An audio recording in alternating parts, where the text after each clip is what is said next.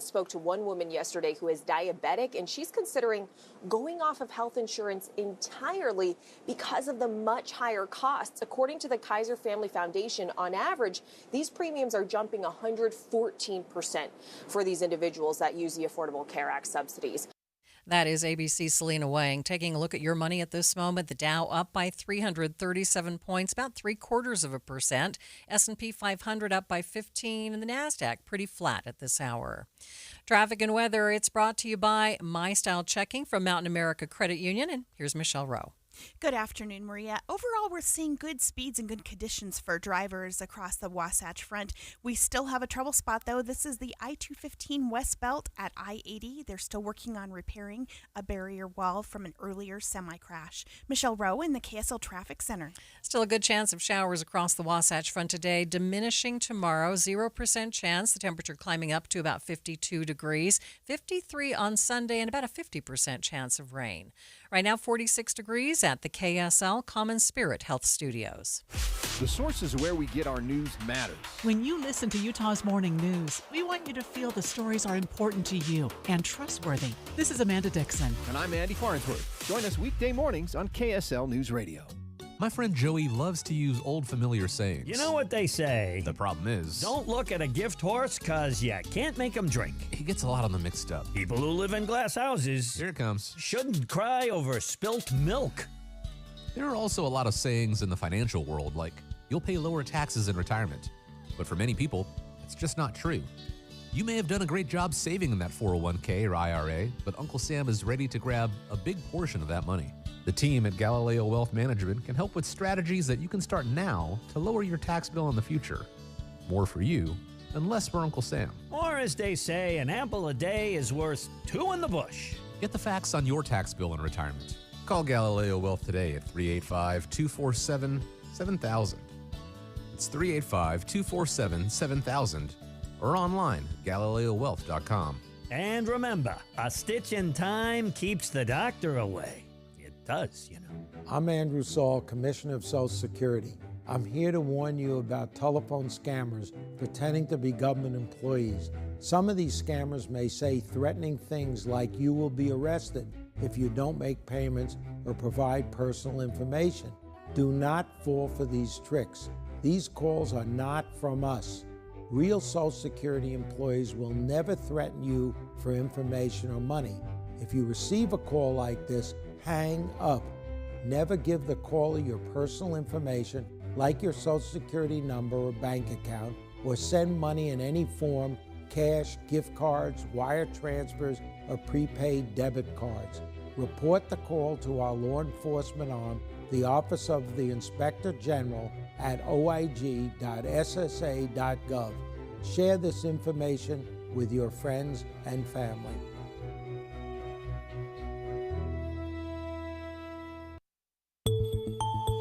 Thanks for tuning into Midday. I'm Maria Shilaos. The push to repeal a roughly 15% property tax increase in Salt Lake County moving forward today after clearing a legal hurdle with the district attorney's office. You'll recall that the county council vote for the tax hike faced quite a bit of scrutiny before being approved last month. The 15% increase is lower than originally proposed 20% increase from the county mayor. But that double-digit hike still not sitting well with many in the county. Now a referendum to keep the tax from going into effect cleared to move ahead. The Salt Lake County District Attorney's Office completing its mandated review, allowing that referendum to go before voters under Utah law. A spokesman for the group Tax Referendum Salt Lake County, Gaud Maragoni, says that the signature gathering process is a bit nuanced. The way that it works is that we have to turn in packets within 30 days of when the first signature on that packet has been signed. So this is a little bit of background. Each packet has space for 100 signatures. So if your first signature on that packet has been obtained on January 1st, that packet will need to be turned into the clerk by January 30th or 31st, within 30 days of that first signature. So these packets will be turned in on a rolling basis to the clerk's office. When we do that, they'll start actually verifying the signatures and making sure that, that the voter actually lives in Salt Lake County, because only voters only voters that actually live in Salt Lake County can sign the petition, and then that the signature matches a signature that they have on file for that voter. Maragani says the goal of the group is clear. So if we hit the 45,000 verified signatures from registered voters in Salt Lake County, the tax increase is put on hold. So that means it will not go into effect, and it will be put onto the ballot in November. So then the voters, not the politicians, but the voters will actually decide if their property taxes will go up this year. And in the meantime, it is our view that the Salt Lake County Council can go back and be more responsible with their budget. They could have avoided this tax increase by cutting spending by less than 2%. And there are plenty of areas within their budget that could be cut. So just as an example, right now, Mayor Wilson has 3 deputy mayors, 3 associate deputy mayors, and a chief of staff. Previous mayors have been able to manage with 1 deputy mayor and 1 chief of staff. So that's just one example of a cut that can happen that could be done to avoid having to increase taxes. And we have more examples of these at our website, which is notaxslco.com. Maragani says they've been getting a lot of support from volunteers who want to help gather signatures. We've been getting notes of support and people requesting to volunteer all over the county, and it's from both Democrats and Republicans and even independent voters. After years and years of having all of their costs of living increase and their property taxes skyrocketing, I think this is the property tax that is just breaking the camel's back. People just don't have the ability to be able to afford another tax increase. And unlike, the cost of food or the cost of housing, we can actually control whether this property tax increase goes into effect. Our goal here is to actually be successful, get the 45,000 signatures, get this on the ballot, reject the tax increase, and make Salt Lake County affordable again. That's all this is about. It's about helping families be able to afford to stay here and not have all of these costs constantly skyrocketing and making it unaffordable. Maragani says the referendum simply stops the 15% property tax increase from taking effect while the county implements budget reforms. He says it does not eliminate services, nor does it defund public safety. Members of the county council have defended their approved tax hike, saying it's necessary to keep the county budget sustainable. They say they were able to cut millions of dollars from the 2026 county budget already, but couldn't make cuts deep enough to prevent a tax increase.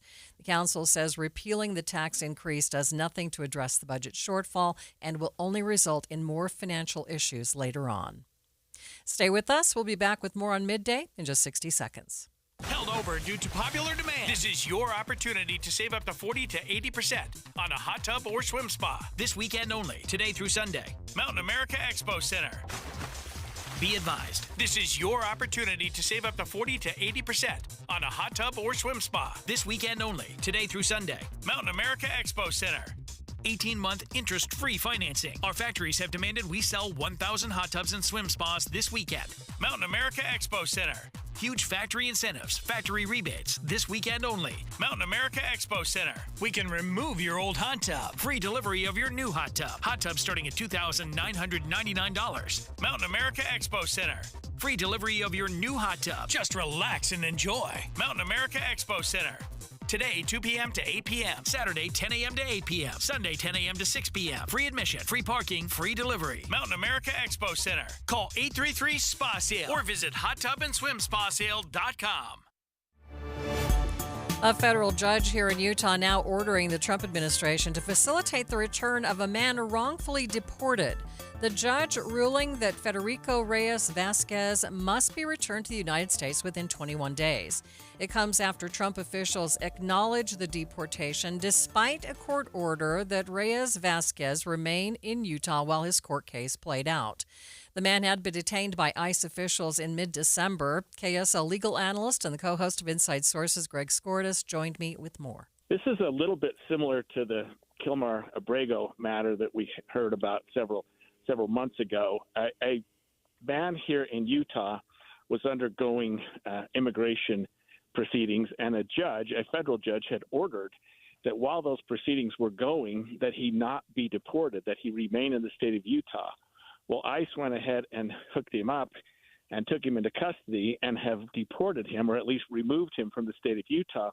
And so our federal judge here has issued an order that he be returned. She's issued an order that Homeland Security return him and that he come back to participate in the immigration proceedings that he was already undergoing here in Utah. Mm-hmm. Do we have any idea when he was taken from the state?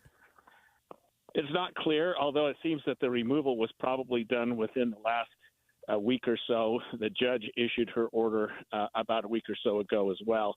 Once his attorney found out, I think they petitioned the court and said, hey, the federal government is in violation, in contempt, really, of your own order, and they've removed someone that you ordered not be removed. And so she's issued an order that he be brought back to the state of Utah. And I don't know where he is exactly. I don't know that anyone does, because sometimes they don't disclose that. But, yeah, the federal government has to do that right away. Has the federal government said anything about this case? They have not. I think so far they've been sort of tight-lipped about it. I don't know whether this was a mistake, whether they felt like they didn't have to comply with the judge's order or what. But right now the federal government hasn't replied or given an excuse or any justification for what they did here. How rare is a case like this in the state of Utah? We haven't had these in Utah. I mean, nationally they have, and they seem to have happened more than some people would like, and our federal judiciary is getting upset at the federal government for removing people while there are proceedings undergoing. But in Utah, to my knowledge, this is one of the first couple that we've seen. Right. It sounds like this man was actually undergoing the proper proceedings as far as immigration is concerned, though? Right. He was following the law. He had an attorney. He was going through all the proper channels to go through and receive his citizenship, or at least his temporary citizenship. So there were no issues or problems that would have created what happened here that we know of. It wasn't like he got convicted of a crime or did some serious act or something like that. I mean, he was undergoing the correct procedures, but they hadn't been completed. And since they hadn't been completed, the judge said, no, let's leave him here until we can get these done. Any idea when he might be returned, or when the judge wants him returned? Well, the judge wants him returned right now, and she's made that very clear. I think the federal government's got to do that fairly quickly, and my guess is that he will be returned unless there's some major battle here, that he'll be probably returned this week. Okay. Anything else about this case that we should note?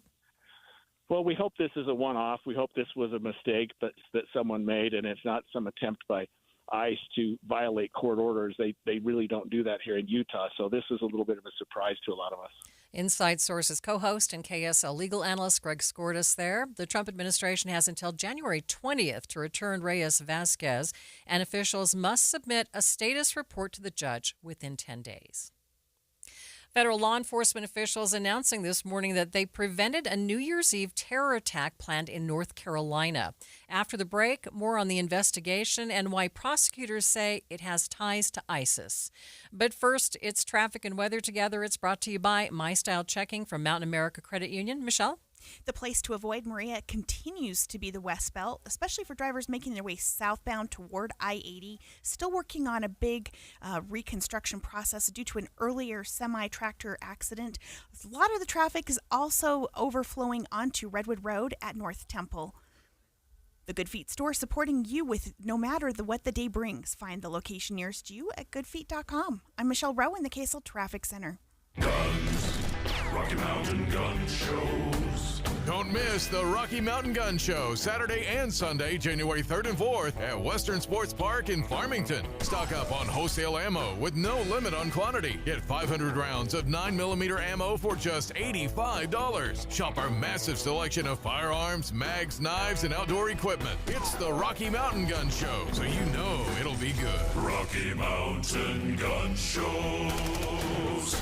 You gave years, maybe decades to your job. You showed up, worked hard, and planned for retirement. But now, the company's changed. Or maybe you've taken a buyout or been forced into early retirement. So, what happens next? I'm Jeff Jr., founder of Trajan Wealth. And if you've built up a 401k or thrift savings plan, now is the time to ask, is that money really working for you? Many workplace retirement plans offer limited options and even less guidance. At Trajan Wealth, we help people just like you roll over their accounts into IRAs with more flexibility and personalized investment strategies built around your goals. For households with $500,000 or more, let us build you a personalized plan. We operate on veteran values, service, trust, and doing what's right. Your next chapter starts now. Call Trajan today. 801-207-9900. That's 801-207-9900. Advisory services offered through Trajan Wealth, LLC, an SEC-registered investment advisor. See website for details. Hi, it's Tori DeVito. In every family, small conversations can make a big impact. Like when my dad shared his experiences as an alcoholic. Your honesty about that part of your life gave me a sense of integrity that I wanted to uphold in my own life. I wanted you to know, from someone who's been in recovery more than 30 years now, that hard work is what creates success, not alcohol or other drugs. I said it a lot, and I'm glad you took it to heart. Talk, they hear you. For more information, visit underagedrinking.samhsa.gov. Hi, I'm Joe Cordell of Cordell & Cordell, America's largest family law firm. During this time of year, difficult relationships sometimes become impossible. If you or someone you care about is facing a family law issue, let us set up a 1-hour Cordell Consult. The Cordell Consult is a meeting with a local attorney who will give you clear guidance about your options, whether it's a separation, a postnuptial agreement, divorce, or custody. Take the first step. Visit CordellCordell.com. That's CordellCordell.com. At Social Security, we are always thinking of ways to save you time and make things easier. That's why we created My Social Security. Opening a My Social Security account gives you secure access to your personal record and interactive tools tailored for you. You can see if you are eligible to receive benefits, view spousal benefit estimates, and compare retirement benefit estimates at different ages or dates when you want to start receiving benefits. Already receiving benefits? Use your account to change your address, set up or change direct deposit, get a proof of income letter, and more. In most states, you can also request a replacement Social Security card. Save time. Go online. Open a My Social Security account at ssa.gov/myaccount.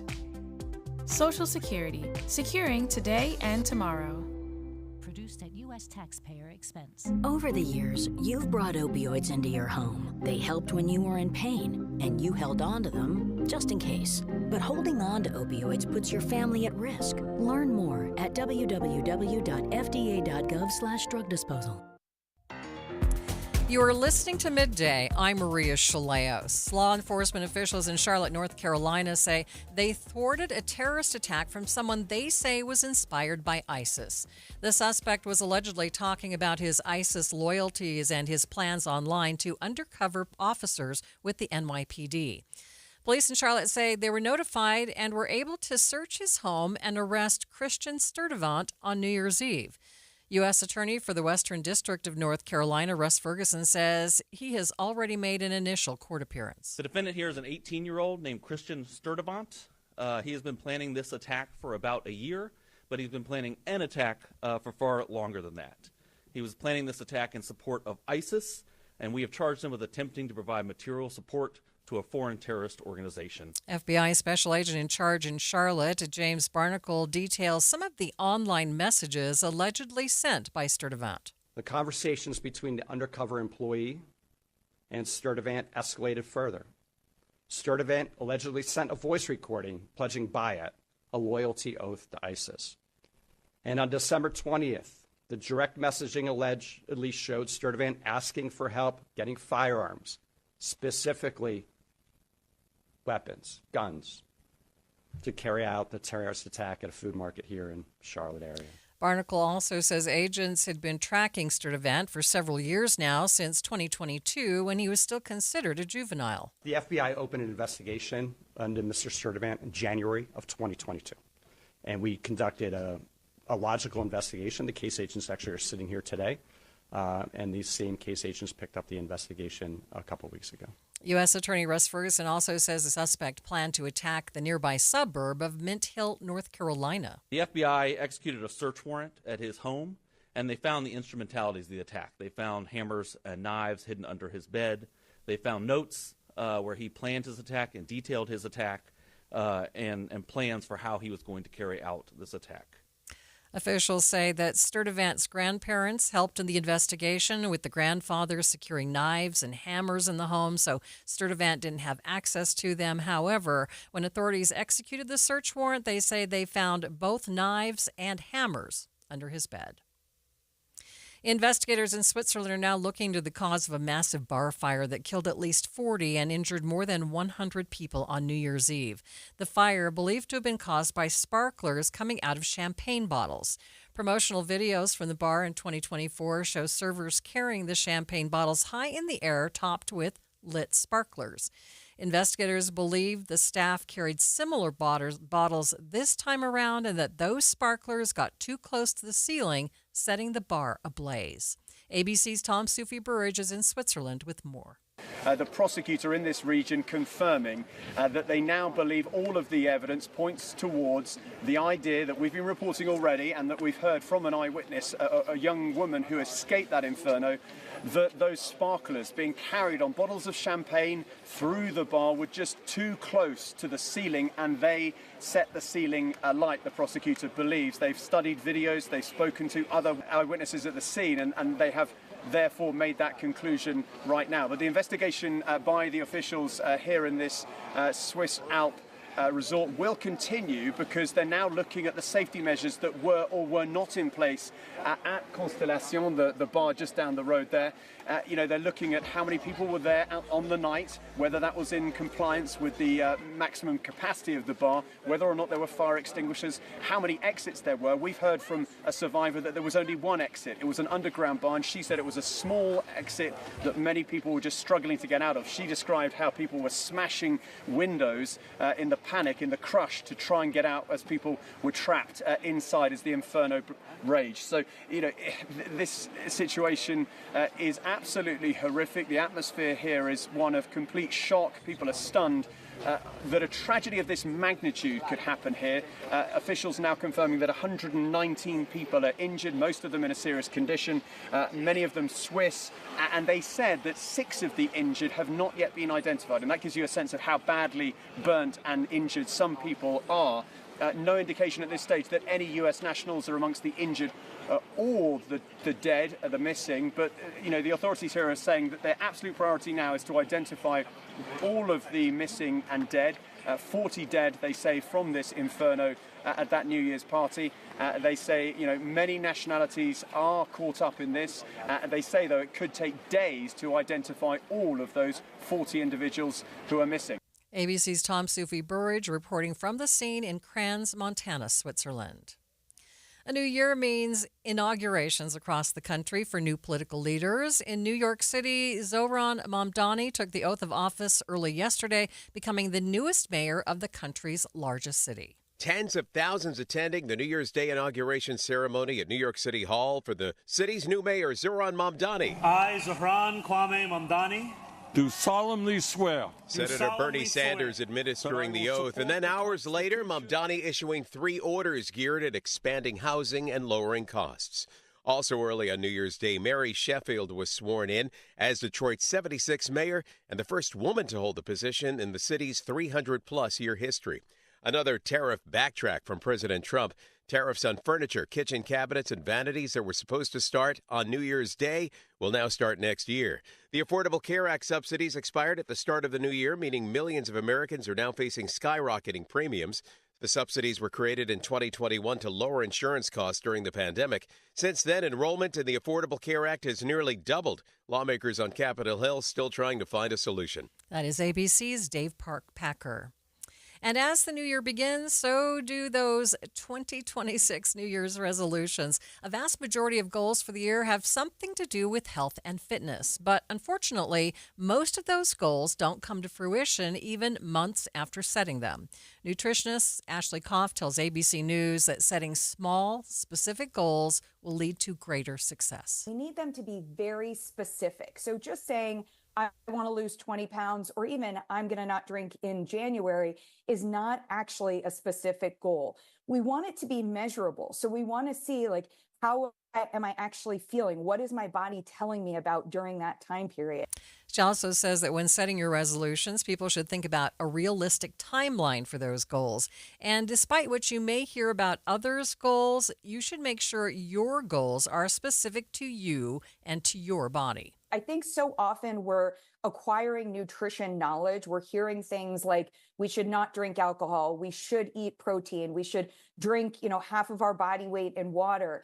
And these shoulds actually aren't what we should do for our bodies. You need to figure out what you need to do for your body. Koff says that for those who have weight loss goals this year, utilizing the GLP-1 drug may be an option.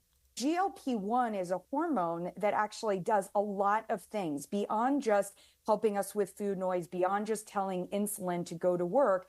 It's actually helping us with things like the blood flow in our blood vessels. And it's important for us in terms of regulating our fat, not just what type of fat, but how much and where that fat is made. Ashley Koff is a registered dietitian and nutritionist. It's 1:30 midday at KSL News Radio. I'm Maria Shilaos. Some of the stories we are watching this hour. Domestic violence increasing during and after the holidays. We'll discuss the trend and how we can all help reverse it. As the credit card bills start to come in from your holiday shopping, what should you do to get back on the right financial track? And KSL traffic. Michelle? Still looking at big delays for drivers on the West Belt making their way southbound toward I-80. I would still recommend avoiding the area. And the forecast for the Wasatch Front calls for a high of 48 degrees, 52 for a high tomorrow. And then on Sunday, we're at 53 degrees. It's 1:30. ABC News, I'm Wayne Cabot. It could have been a much different New Year's Eve across America. Word today of 2 potential attacks stopped by law enforcement. In Charlotte, an 18-year-old who police say gathered knives and hammers for a supermarket attack in the name of ISIS was arrested. In Seattle, a 21-year-old man seen on a bench with a shotgun wearing a hat with the word war on it was stopped by police as spectators gathered for a New Year's fireworks show. The toll of dead and injured at a fire at a Swiss ski resort is growing as investigators focus on the theory that it was caused by sparklers that came too close to the ceiling of a bar. ABC's Tom Sufi-Burridge in Crans-Montana, Switzerland. The authorities here are saying that their absolute priority now is to identify all of the missing and dead. 40 dead, they say, from this inferno at that New Year's party. The Chinese car maker BYD has overtaken Tesla EV sales. Tesla shares down around 2% today. This is ABC News. KSL's top local story. A Utah judge has ordered the return of a man who was wrongfully deported from the U.S. Federico Reyes Vasquez was detained by ICE last month. The Deseret News reports a judge ordered him to remain in Utah while his case was under review.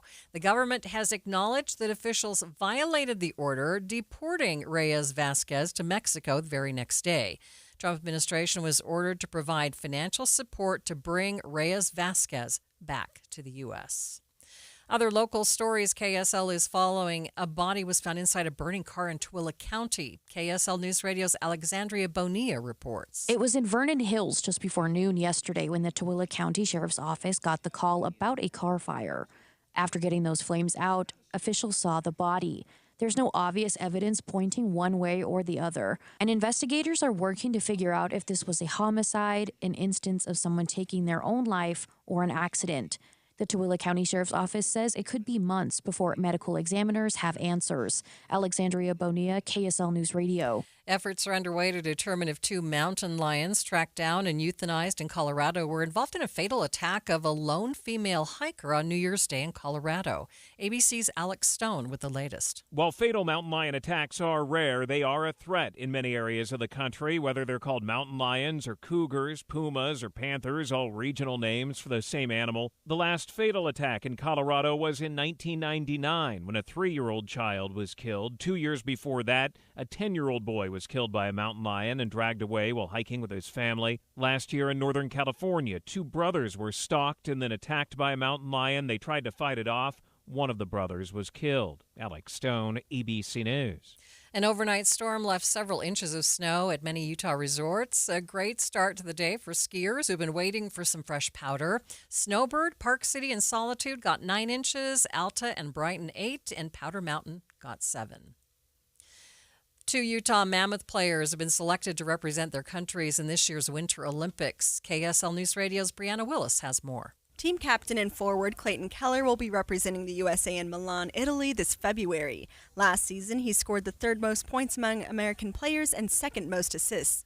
His teammate and defenseman Olli Mata will be representing his home country of Finland. Mata has played 12 NHL seasons and previously helped Finland win a silver medal at the 2014 Olympics. The games will start on February 6th with the gold medal match scheduled for the 22nd. Taking a look at your money at this moment, the Dow is up by 284 points, a little more than 0.5%, sitting at 48,347. S&P is up by 12 and the NASDAQ, it's up by 2 points. Traffic and weather brought to you by MyStyle Checking from Mountain America Credit Union. What's happening, Michelle? Our biggest trouble spot is still going to be southbound I-215's West Belt approaching I-80 due to an earlier semi-tractor trailer that crashed and smashed into the barrier. They're working on trying to get that back in place, so it's causing delays both directions, north and southbound on I-215. And then also a crash causing a little bit of trouble. This is in Clearfield, southbound I-15 at 700 South. Michelle Rowe in the KSL Traffic Center. Still a good chance of showers across the Wasatch Front, decreasing by tomorrow. Tomorrow's high 52 degrees, 53 degrees on Sunday, but that chance of rain comes back, 50% chance, and then a 70% chance on Monday. 46 degrees at the KSL Common Spirit Health Studios.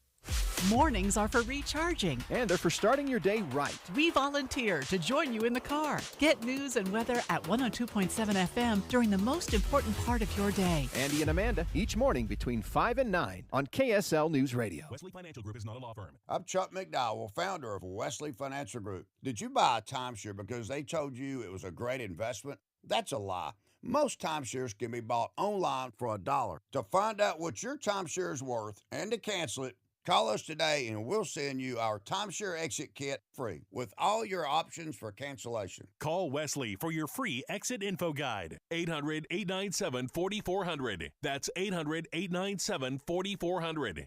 Get in the zone, AutoZone. Charlie's battery is struggling to start. Not ideal before the tailgate, so he goes to AutoZone. Welcome to AutoZone, where friendly AutoZoner tests his battery for free. Looks like he needs a new one, so he gets a Duralast battery. Have fun and stay warm. And he makes it to the tailgate early enough to get his favorite spot. Free battery testing and charging. No hassles, just help.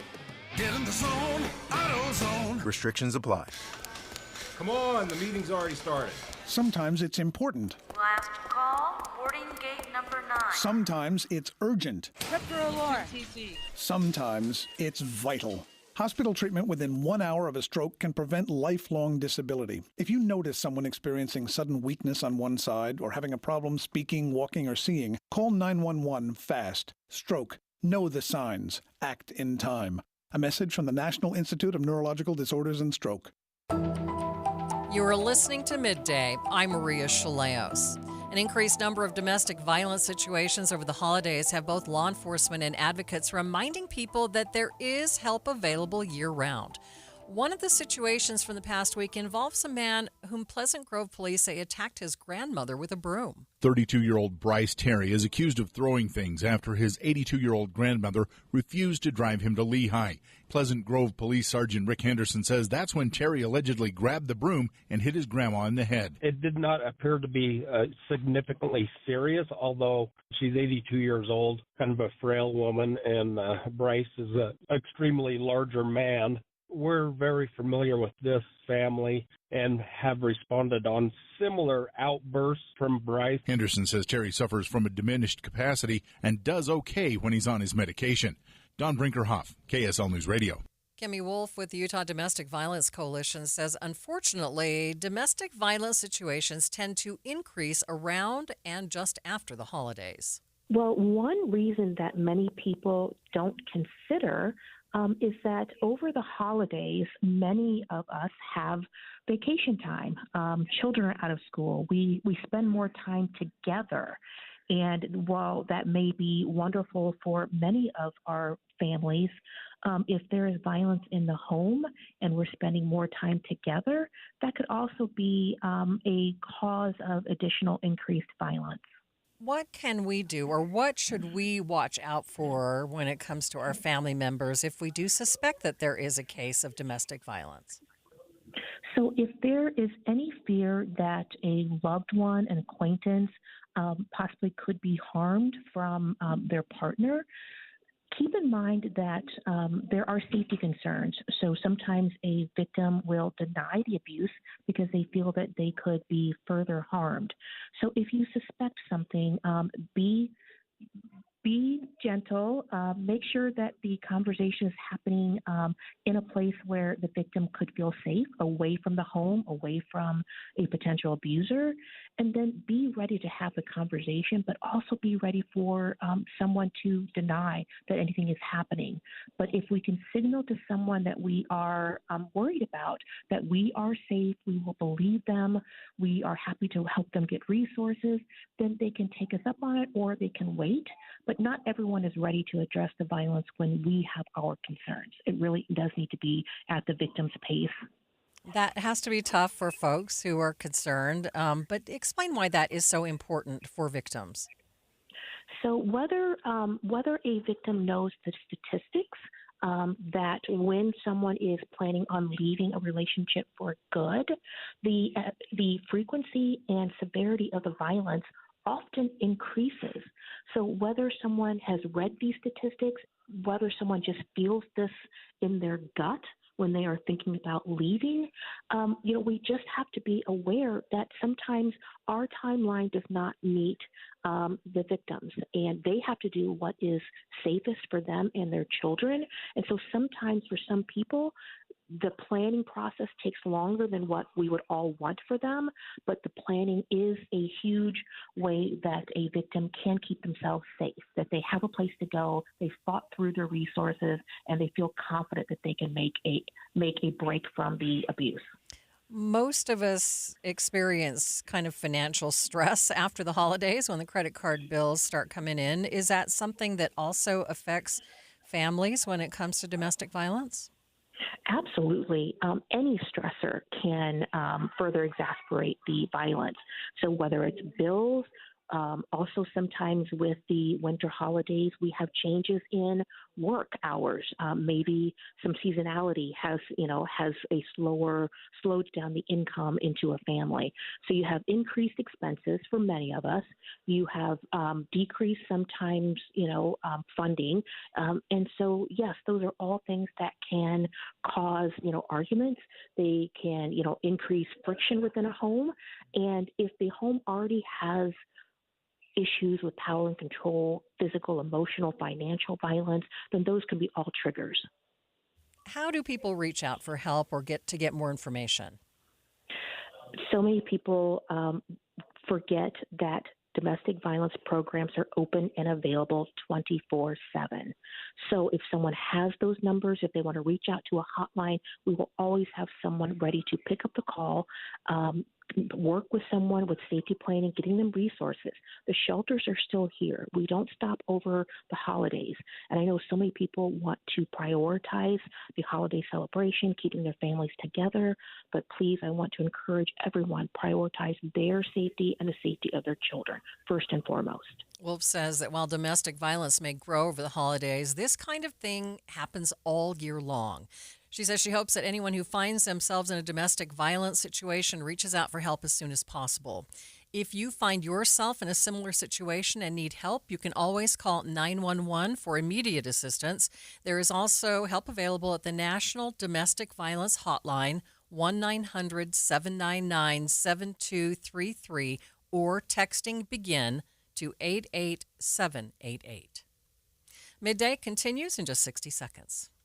Dan owed an unbelievable amount of money to the IRS. I got behind on my taxes. It's a horrible feeling. He was in denial. And when I got those letters from the IRS, you wanted to act like they didn't exist. Finally, Dan turned to Optima Tax Relief, the leading tax resolution firm. A-plus rated by the Better Business Bureau, they've resolved over $1 billion for their clients. Optima got me a settlement with the IRS. These people are really people-friendly. It was every bit of a new lease on life for me. The fast action and the great results made Dan's head spin. I felt like I was in a dream, but it's real, and I have paperwork to prove it. They got the job done, and life is good. For tax help you can trust, call Optima now for a free consultation. If you're worried about what's going to happen with the IRS, stop worrying. Make the call now. Call 800-343-6460. 800-343-6460. 800-343-6460. Optima Tax Relief. Testimonial from an actual client. Some restrictions apply. For complete details, please visit OptimaTaxRelief.com. The holidays are wrapping up, and those pesky credit card bills are about to come due. For millions of Americans who put their holiday shopping on their cards, reality is about to hit, and hit hard. If you find yourself in a tricky financial situation at the start of the new year, you might be feeling a bit overwhelmed. I asked DMBA certified financial planner Shane Stewart the best thing that we can do to get back on the right financial track in 2026. Yeah, I think the first thing you do is no matter what kind of debt you've accumulated, don't panic. Get a plan in place. Even the worst debts can be dealt with. It might take some time, but if you don't panic and just set a plan in place and really think about the long-term effect of all of this, the debt, no matter how large it is, can be brought down, but it's going to take some time. And so really put a plan in place for not only living this year in 2026, but chipping away at that debt. So when you say put a plan in place, what do you mean? How do we start? Yeah. So it really starts with taking a look at what you currently spend. And most of us don't do that. Most of us don't really track specifically what we spend. So, and the reason we do that is we don't really want to know sometimes. So we have to bite the bullet, take a look at what we're spending. And what we'll find is we'll self-regulate. Then the plan for debt would be, you may not pay it off all at once, but how much a month could you put away towards that debt and build that into your spending plan as well.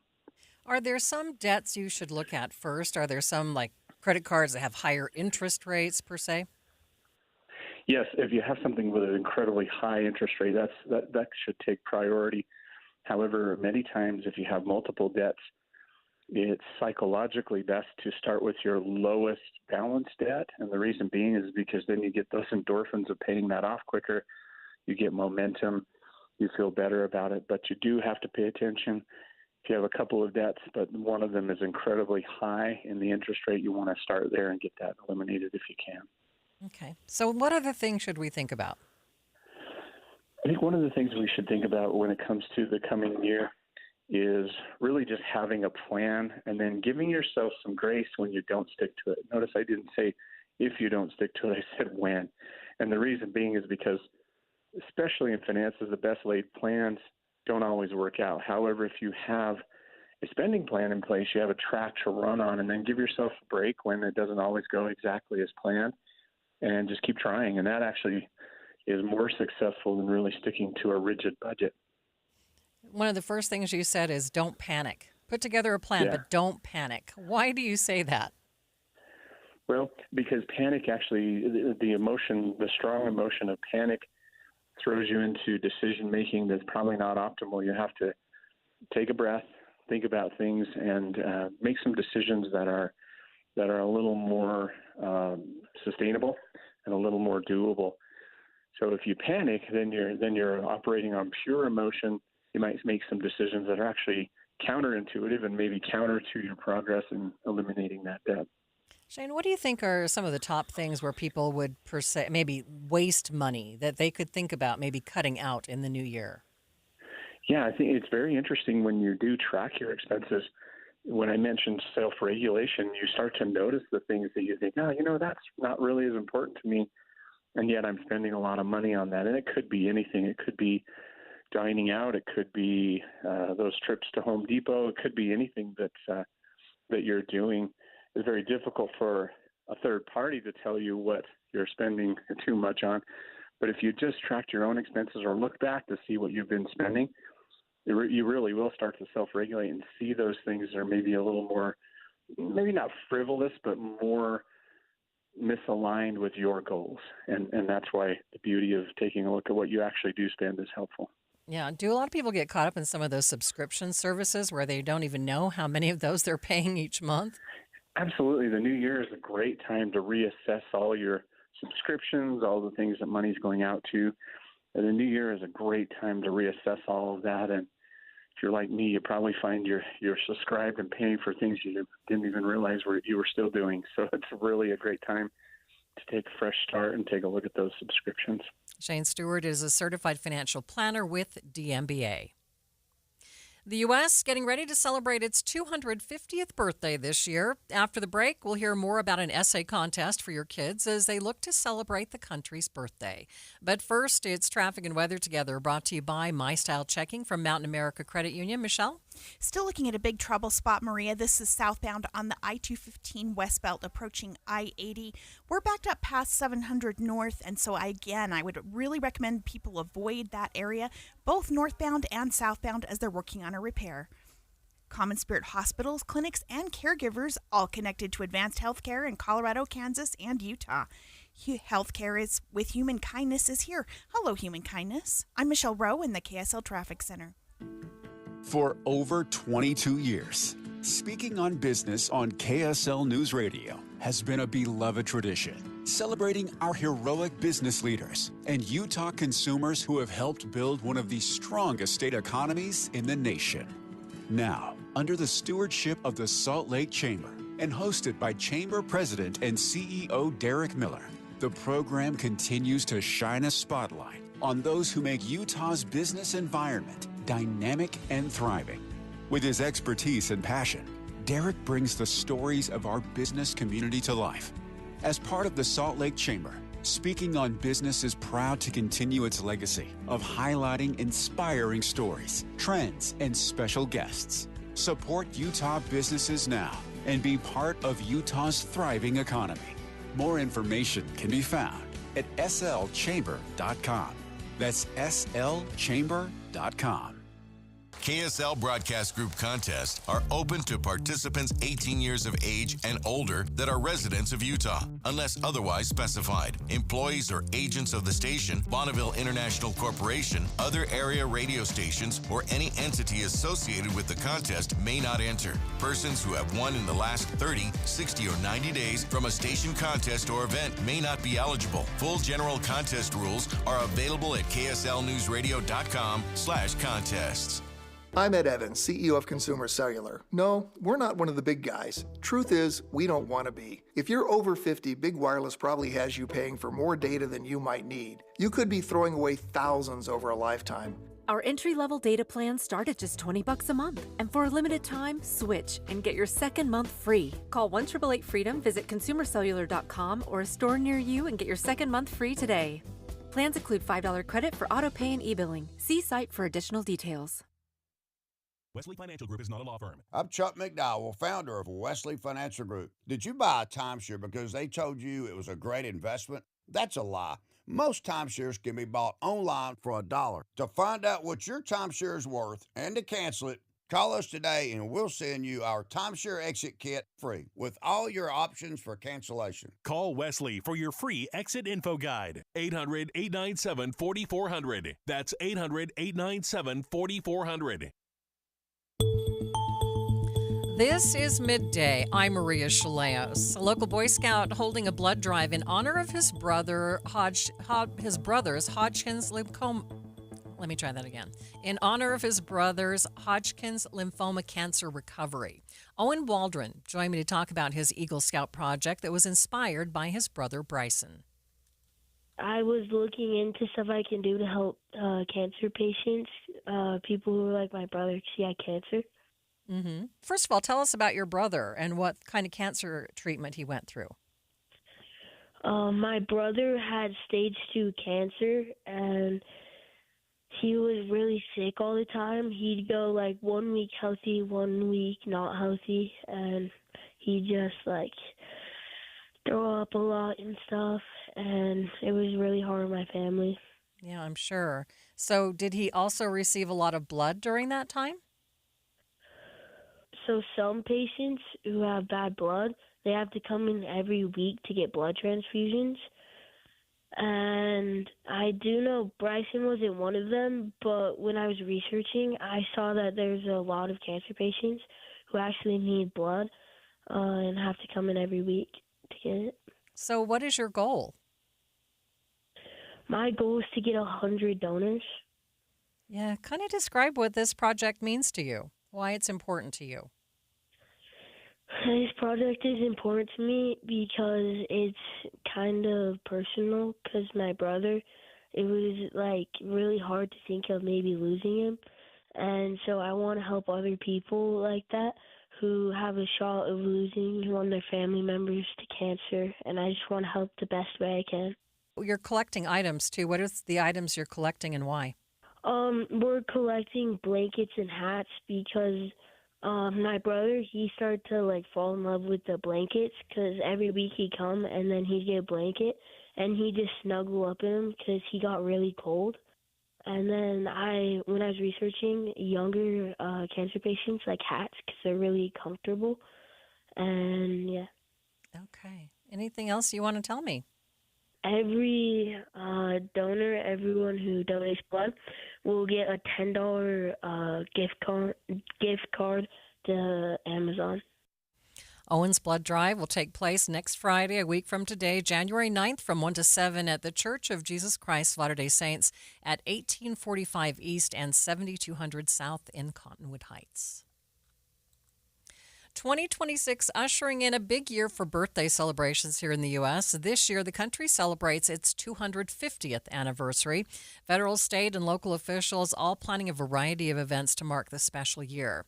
The America 250 event celebrates the signing of the Declaration of Independence, and event organizers are working to get America's young people involved. As part of the celebration, they're holding America's Field Trip contest that asks students to share what America means to them. The chair of America 250, Rosie Rios, says the contest will award behind-the-scene field trips to 250 students. So America's Field Trip is a national student competition for grades 3 through 12 who get to answer the question, what does America mean to me? Whether it is an essay, a poem, a piece of artwork. And the beauty of America's Field Trip is that the winners get to choose from a series of backstage experiences, most of which have never been offered to the public. Okay, so what does this mean for the students involved? What do you hope the takeaway is for them? Well, I think the takeaway for the students, along with the parents, along with the teachers, is really to reflect back on what 2026 means to them by thinking about what happened during the American Revolution, perhaps the values in which our country was founded, and really more than anything, inspire this next generation of leadership to envision their own future. So what do they win? I mean, who would be the winners, and what are you looking for, and what would they win? So the winners get to choose some of these field trips that we've curated from across the country. We have some new ones this year that I'm so excited about. So this is the third round of field trips, and it's everything from a tour of the new National Geographic Museum in DC that's opening up. It also includes a tour of Coca-Cola's headquarters in Atlanta. It includes a behind the scenes at the White House, along with the National Archives. It includes some that we've included before, so like the backstage tour of the Kennedy Space Center in Cape Canaveral. One of my favorites is, of course, a tour of the Fort Point at Golden Gate Bridge along with Angel Island, since I'm from California. But it also includes one of my favorites that I'm definitely going to participate in for next summer, which is, ready for this, a sleepover at the National Museum of American History. We are talking about the ruby slippers. So I'm signing up for that one ASAP. That sounds super fun. So how are you encouraging parents and teachers to get their students involved? Well, we want this to be an educational effort. And so we, on our website at america250.org/field trip, we have lesson plans that teachers can integrate into their curriculum. We have resources for parents. We want this to be a sea to shining sea approach. We want to make sure that all 56 parts of our country are represented. So we are really casting a wide net of participation with our state and territory commissions. And look, we want this to be from Guam to Alaska, from Fairbanks to Philadelphia, and everything in between. And so to get these kids excited, not just about history, but about, again, what it means to be American today, that's exactly the whole purpose of what we are trying to accomplish as a commission.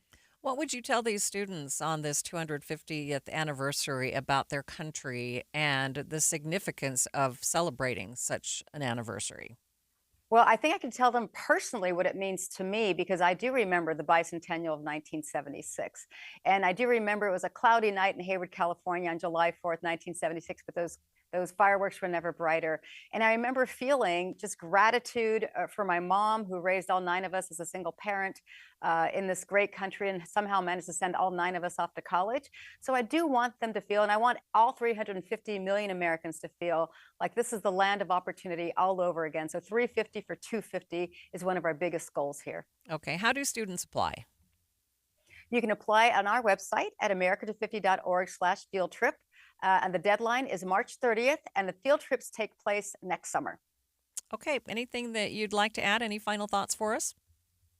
I just want to say it's such an honor to serve my country in this way, and I hope everyone feels like this historical milestone is something that will engage, educate, and unite our country.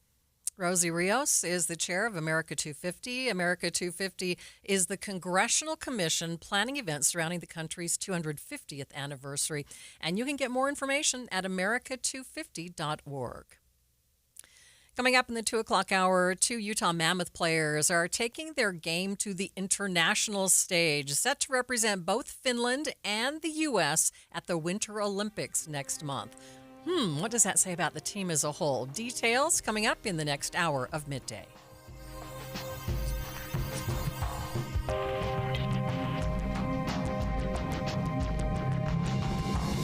KSL FM Midvale. KSL Salt Lake City. From the KSL Common Spirit Health Studios, this is KSL News Radio. Utah's news, traffic, and weather station. The Utah Utes could have a more challenging football season next year following news that several coaches will leave and follow Coach Witt to Michigan. And now at least 2 players are looking to leave the team as well, throwing their names into the transfer portal. These guys can still come back to Utah. Just because they're in the portal doesn't mean they're gone. But when guys jump in the portal, they're usually doing it as part of a plan, and they probably know some things, or there's some interest elsewhere that they know of. The time is 2 o'clock on Friday, January 2nd. Happy New Year. It's Midday. I'm Maria Shilaos. Coming up. So, should you still plan to buy those season tickets for next year? We'll chat about it with KSL Sports.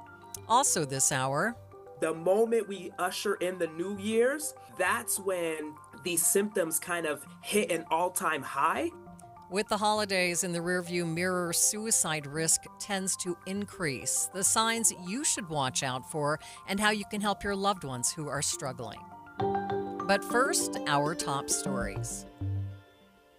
An 82-year-old grandmother from Pleasant Grove is recovering after being hit in the head by a broom. 32-year-old Bryce Terry is accused of attacking his grandma on New Year's Day. He started throwing basically a temper tantrum. It was reported that he was walking around the house, throwing items around the house, trying to intimidate her, and then At one point, he grabbed a broom and swung it similar to a baseball bat and struck her on the side of the head. Pleasant Grove Police Sergeant Rick Henderson says Terry was reportedly upset that his grandma wouldn't drive him to Lehigh. Sergeant Henderson says officers are very familiar with his family, but that previous calls to the home haven't been as severe. Don Brinkerhoff, KSL News Radio. Our top national story from ABC News. The FBI says agents stopped a planned ISIS-inspired attack this holiday. 18-year-old Christian Sturdivant was arrested in North Carolina over messages he allegedly sent to undercover agents. The conversations between the undercover employee and Sturdivant escalated further. Sturdivant allegedly sent a voice recording pledging Bayat a loyalty oath to ISIS. And on December 20th, the direct messaging allegedly showed Sturdivant asking for help getting firearms, specifically weapons, guns, to carry out the terrorist attack at a food market here in Charlotte area. FBI Special Agent in charge in Charlotte, James Barnacle. Your money at this moment, the Dow ending the day up by 319 points, sitting at 48,382. S&P up by 13. The NASDAQ, though, down by 6 points. Traffic and weather, it's brought to you by My Style Checking from Mountain America Credit Union. And here's Michelle Rowe. Again, if you're making your way on the west side, the I-215 westbelt, it is still a big mess due to an earlier crash. All southbound traffic is backed up past 700 North. You will be forced to go westbound onto I-80. Again, this is due to emergency repairs due to an earlier accident. Northbound, there's some delays on I-215's westbelt approaching I-80 as well. Michelle Rowan, the KSL Traffic Center. Still a good chance of showers across the Wasatch Front today, but decreasing by tomorrow. No chance of showers tomorrow, but then back again on Sunday, a 50% chance. The high both Saturday, Sunday, about 52 degrees. Right now, 48 degrees at the KSL Common Spirit Health Studios. A reminder about the simplest way to get updated for your day. Hit your KSL preset when you jump in the car, and we'll take care of the rest. Hear key news updates and traffic reports. Andy and Amanda from 5 to 9 in your car. KSL News Radio at 102.7 FM. My friend Joey means well. Always remember that the early bird gathers no moss. But he gets a little confused. You know, you can't make a silk purse out of a wooden nickel. Like Joey, many of us can be confused when it comes time to plan for retirement. When to take Social Security, how to use that 401k, what about the stock market, taxes, and Medicare? Todd Kim at Galileo Wealth Management can help to simplify retirement planning. His goal is to have you walk into retirement with confidence, not worry, and to address the number one concern among retirees today, the fear of running out of money. Call Galileo Wealth today for a no-cost, no-obligation meeting to talk about the details of your retirement. 385-247-7000. It's 385-247-7000 or online, GalileoWealth.com.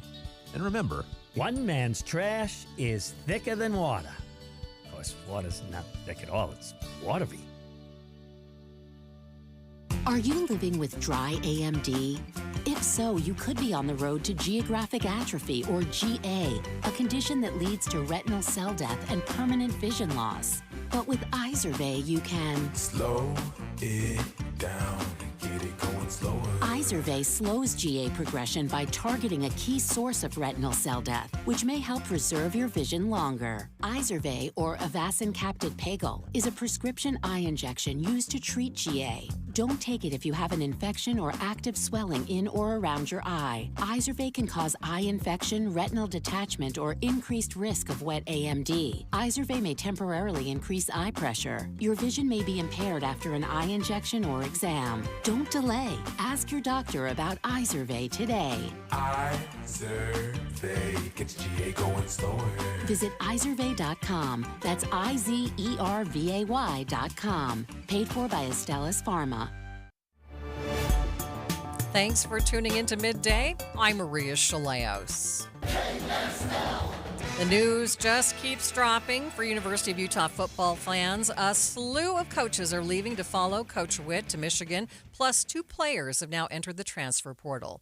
KSL sports anchor Jeremiah Jensen joined me to talk about the massive changes underway for the Utes. This is called transition. It's pretty normal, actually, but it's not. It's just something Utah fans are used to because they haven't had transition in 21 years.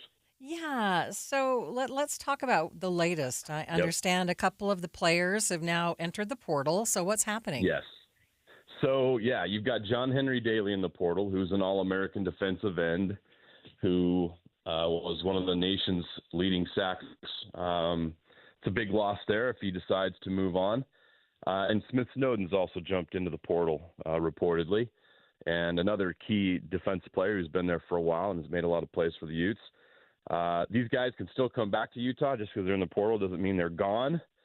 But when guys jump in the portal, they're usually doing it as part of a plan, and they probably know some things, or there's some interest elsewhere that they know of, and they're chasing that interest. Sometimes guys just do it for leverage to get more NIL, so we'll see how it all pans out. But there's a good chance those guys are moving on, which for Utah fans is a bummer. It looks like a big part of the offensive team is moving on with Coach Witt as well. Kind of bring us latest on that. Yeah, so many assistant coaches are moving on with Kyle Whittingham, Micah Simon, the wide receivers coach, Freddie Whittingham, the tight ends coach, Jim Harding, the offensive line coach. And this is pretty normal. This is what happens when coaching changes happen. You know, Kyle Whittingham is a coach who's been here a long time, and all these coaches, and we've seen it not just at Utah, but other schools as well, that have guys that have worked under him. There's trust there. There's relationships there. And Kyle Whittingham's taking on this big challenge at Michigan. And as he goes to Michigan, he wants his guys there by his side while he's taking on this massive challenge. And he's gathered some of these coaches that he's trusted, that he's mentored, and that he knows are going to help him be successful. And unfortunately for both Utah and BYU fans, some of those coaches were at BYU and Utah. So this is pretty normal in a coach transition, that a coach that takes another job will take assistance with him. It's just hard for Utah fans like you because they're used to these guys being there for so long. Jim Harding had been there for a decade and had built some of the best, if not the best, offensive line in college football this past year. He's going to Michigan, but he's actually from the Midwest, so it makes a lot of sense for him and his family, I think, to take on that challenge. And you got to remember, like Michigan, this is a big deal. It's a big job and a big opportunity. These guys are professionals, and they understand the importance of an opportunity like that and the impact it could have on their coaching careers. When you have Michigan on your resume, it sticks out. It's outstanding. So this is a challenge that these coaches want to take on, and they're excited about. Unfortunately for fans here, you see guys go that you've gotten to know and you respect their work. This is a great opportunity for Morgan Scalley to rebuild his staff and his mold and become that mentor for some of these young coaches out there that he may hire. And for Kalani Sitake, he's got a challenge now to go out and find a defensive coordinator that can recruit and put together a scheme with the skill and the expertise that Jay Hill has. That's going to be really tough, but that's his challenge. He's going to have to go out and do that to try to keep this thing going. So a tremendous challenge for both schools. But this is college football. This is pretty normal, and these coaches are used to it. They've networked really well. They'll be able to find some coaches that are going to get the job done. Yeah. Is there any sign that there's bad blood between Witt and Morgan Scalley?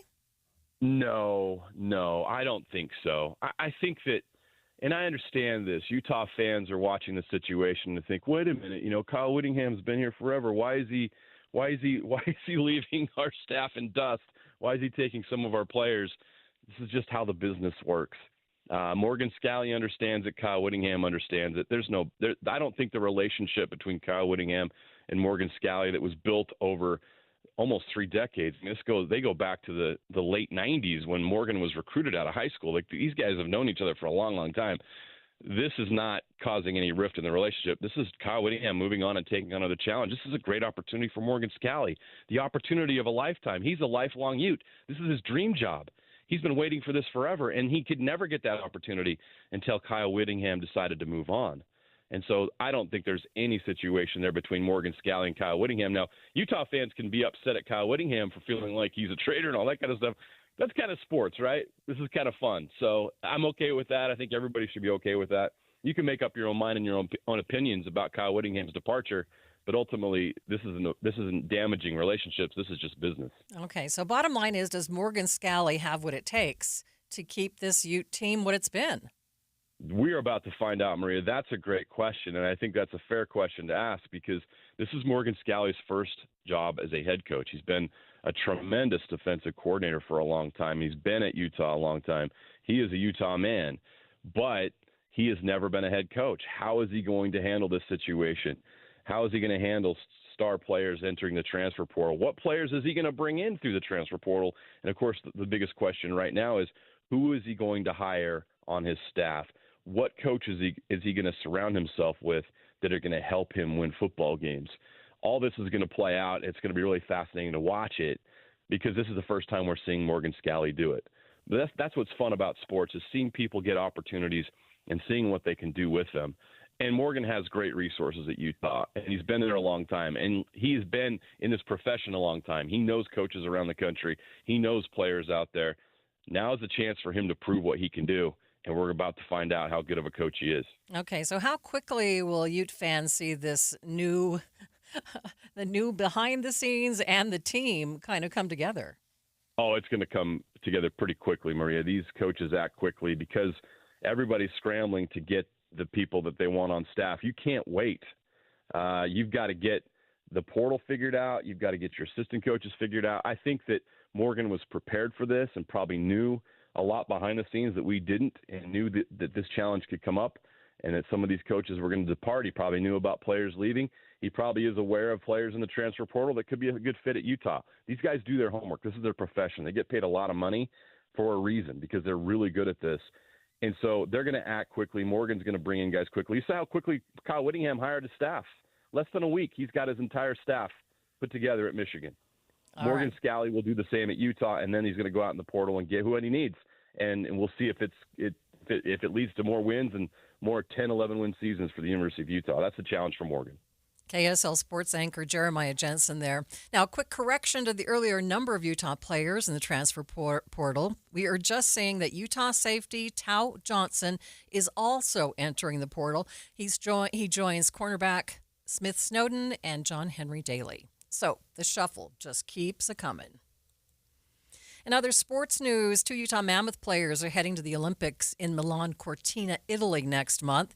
Here's KSL News Radio's Brianna Willis with details. Team captain and forward Clayton Keller will be representing the USA in Milan, Italy this February. Last season, he scored the 3rd most points among American players and 2nd most assists. His teammate and defenseman Olli Mata will be representing his home country of Finland. Mata has played 12 NHL seasons and previously helped Finland win a silver medal at the 2014 Olympics. To get more on what these announcements mean for the Mammoth, I spoke with Utah Mammoth insider Cole Bagley. Yeah, so pretty exciting day for the Utah Mammoth, specifically Captain Clayton Keller and defenseman Olli Mata, who have both been named to their respective Olympic rosters. Of course, Clayton Keller named to Team USA's roster, and then Olli Mata to Team Finland. Olli was probably more expected than Keller was, mostly because of how talented and deep the United States roster is for this upcoming Olympics. Keller had a fantastic season a year ago with 60 assists and 90 points, and then he followed that up this summer with by captaining the World Championship team to their first gold in almost a century. And so I think that kind of cemented Keller's chances to make the team. But then he had to follow it up with some good play this season, which he's been able to do. So I know that this is something that Keller has really wanted, and so I think very exciting for him. And then Olli Mata played for Team Finland last year during the Four Nations tournament, and now he'll represent them at the Olympics. So how big a deal is this for the Mammoth? Yeah, this is huge. Obviously it hasn't been, the season I think that people were expecting. They're still in the mix for a potential playoff spot, but not as dominant of a year as I think a lot of people were expecting, especially in the front office. So, to have 2 Olympians right now, and I believe that there's one, maybe 2 more that will happen. JJ Peterka should make Team Germany, and then we'll see if Karel Melka makes Team Czechia. So, to have at least 2 locked in, likely a 3rd and possibly 4 it's a big deal. There's there's only so many players in the National Hockey League, and there's only so many teams at the Olympics. So to have, strong representation, says a lot about how much talent is on Utah's team. So how odd is that for these players to be representing two different countries and pretty much be rivals in the Olympics? Yeah. I think it'll be interesting for sure. There's a chance that there will be, 4 countries represented, when all is said and done, if Peterka and Vejmelka are able to make it. And so, yeah, it's, I think the most exciting part about this Olympics is that this is the first time that NHL players will participate in the tournament, I believe, in 12 years.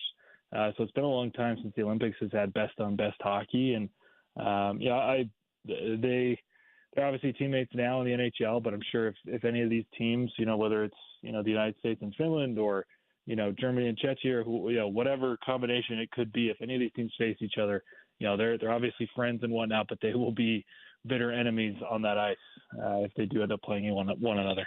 So how does this impact their playing with the Mammoth? Yeah, so the NHL is actually on schedule to take about a 3-week break to give these guys an opportunity to go ahead and represent their countries. Like I mentioned earlier, it's been about 12 years, so 3 sets of Olympics since NHL players have been able to play in the Olympics. There hadn't been an agreement that both sides had been able to come to, but this year, NHL players are returning, and so the NHL will respect that and give everybody about 3 weeks off. So there will be no NHL games essentially during the month of February, so that all these Olympians can make their way to Milan and perform their best and play their best hockey for their countries. Anything else that we need to note or say about this? Just exciting. Like I mentioned earlier, this is something, that obviously all these guys want to represent their countries, but as good of a team as the United States is sending to Milan, their focus is to win gold. I was able to ask Keller that a few weeks ago before, even before the rosters were announced, what is the goal for Team USA? And he's like, it's gold or bust. It's been, 1980 was the last time that the men were able to bring home the gold. So about 46 years. And this is a really good team. There's a lot of all-star talent. There's a lot of elite talent on this roster. They'll have a really good shot to win it all. And, so for Keller to be a part of that and to be considered one of the, top 22 skaters for the country, it's a big deal. Utah Mammoth insider Cole Bagley there. The Olympic Games will start on February 6th with the gold medal match scheduled for the 22nd. After the break, we'll have an important discussion on suicide risks increasing after the holidays. But first, it's emergency traffic and weather. It's brought to you by My Style Checking from Mountain America Credit Union. Michelle? This is due to earlier crash on the West Belt at I-80. Now again, southbound I-15, you're backing up still past 700 North. They have finally, it looks like they've opened the lanes to go southbound on the West Belt past I-80. But again, you're seeing just, a couple of miles or so of delays. So if you can avoid that area for the next little bit, that would still be a great idea. Also have a fresh crash. This is on Bangerter Highway at the 201. They do have all the lanes blocked at the moment while they're trying to work on clearing a crash. Michelle Rowe in the KSL Traffic Center. Wesley Financial Group is not a law firm. I'm Chuck McDowell, founder of Wesley Financial Group. Did you buy a timeshare because they told you it was a great investment? That's a lie. Most timeshares can be bought online for $1. To find out what your timeshare is worth and to cancel it, call us today and we'll send you our timeshare exit kit free with all your options for cancellation. Call Wesley for your free exit info guide. 800-771-1300. That's 800-771-1300. This new year, get started on your next success with University of Maryland Global Campus. Apply now and save with no application fee. Classes start January 7th. An accredited state university, UMGC offers online and hybrid classes while giving you a head start on 2026. Earn up to 90 credits toward a bachelor's for prior learning and experience, or transfer up to 12 credits toward a master's. Learn more at umgc.edu. Certified to operate in Virginia by Chev. Respiratory virus season is quickly approaching, meaning we'll see more flu, COVID, and RSV in our community. The good news is vaccines are available that will help prevent these infections and keep people healthy. For flu and COVID, everyone aged 6 months and older are recommended to be vaccinated to help protect ourselves and our families against serious illness. Fall remains the best time to be vaccinated. Respiratory viruses circulate year-round, but peak late fall through winter. Your doctor can recommend which vaccines are best for you and your family. Brought to you by Intermountain Health and KSL News Radio. Before a disaster turns your family's world upside down, it's up to you to be ready. Get a kit, make a plan, be informed. Learn how at www.ready.gov. Brought to you by the Federal Emergency Management Agency and the Ad Council. You're listening to Midday. I'm Maria Shilaos. Now that the holiday gatherings have come to an end and the dark winter days have arrived, the risk of suicide surges. In this special edition of Health Matters on Midday, I spoke with licensed marriage and family therapist Gregory Noel. He says the well-being we experience over the holidays comes to a screeching halt on January 1st. We have the lowest rates of suicide during the holiday seasons. Those rates tend to drop. And some of the reasons that we're seeing that these rates drop is the conscientious decision that people are making to gather and to spend quality time with one another. And then also there's a concerted effort during the holidays to do good deeds and to be kind and to be generous and to be, I would say, to be in this space of, sharing and thinking of the greater community and the greater good. So suicide rates, depression rates, anxiety rates tend to go down because people are being more intentional about being courteous and kind to one another around the holiday season. So it's actually post the holiday seasons. And the research has shown that it's actually January 1st, like the moment we usher in the New Year's, that's when these symptoms kind of hit an all-time high. And there's a series of reasons why that happens. So what is it then that happens on January 1st that kind of flips the switch here? Oftentimes we refuse to talk about, the proverbial elephant in the room, and we attempt to avoid our issues at all costs. So what tends to happen post-holiday is what many of the research are calling the broken promise effect. This unrealistic expectation that we have, due to all the sentiments of joy, connection, and togetherness that comes from the holidays, that is kind of serving as like a panacea or a way for us to kind of sanitize and erase like the various hardships that we endured throughout the year. But what happens is the New Year's just kind of brings us back down to earth, kind of regrounds us and reminds us that at the end of the day, the holidays is, temporary, but our experiences is the rest of the year. So oftentimes what happens for individuals is that they allow the holidays to be a source of like distraction, a source of like disassociating from their problems. So when that post-holiday experience happens, which the New Year's is an actual time of intentional self-reflection, it just kind of brings everything right back to the forefront of our minds.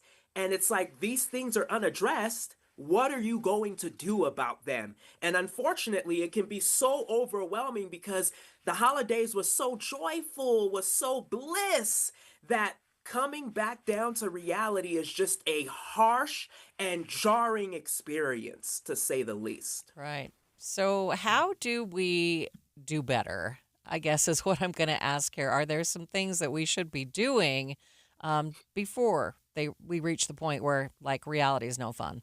Well, I am going to share with you the work of Dr. Daniel Goleman.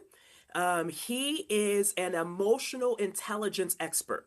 And what he's done in his work is saying that if we want to be proactive, if we want to be preventative, when it comes to tending to our challenges and issues, that we should cultivate this skill set of emotional intelligence. And he has this concept called the 4 domains of emotional intelligence. And the way he breaks it down, he has two quadrants where he calls it the personal and the social competence. And within both of those quadrants, there's broken down into subcategories. So when you're looking at the personal competence, it encompasses recognition. And recognition encompasses self-awareness and self-management skills. Then when you look at the social competencies, it encompasses regulation, which houses social awareness and social management skills.